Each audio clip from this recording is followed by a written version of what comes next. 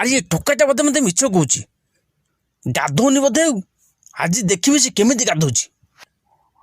ହଁ ହଁ ଆରେ ପାଣି ତ ନେଇକି ଗାଧୁଆ ଘରକୁ ଗଲା। ଗାଧୁଆ ଘରକୁ ଯାଇକି ଦେଖେ ସେ କେମିତି ଗାଧଉଛି। ହଁ ବାପା କହୁଛନ୍ତି ଭଲସେ ଗାଧୋଇବାକୁ ତ। ଆଜି ଆଉ ଦି ବାଲ୍ଟି ଭଲସେ ଢେଳି ହେଇଯିବି। ଆଉ ମୁଁ ତ ପଲିଥିନ ଭିତରେ ଅଛି।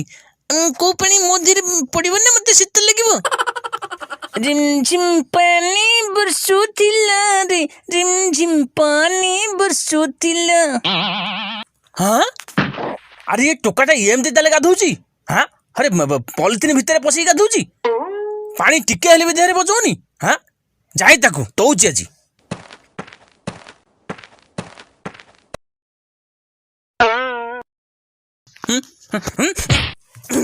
ଆରେ ତୁ ତାହେଲେ ଏମିତି ଗାଧଉଛୁ।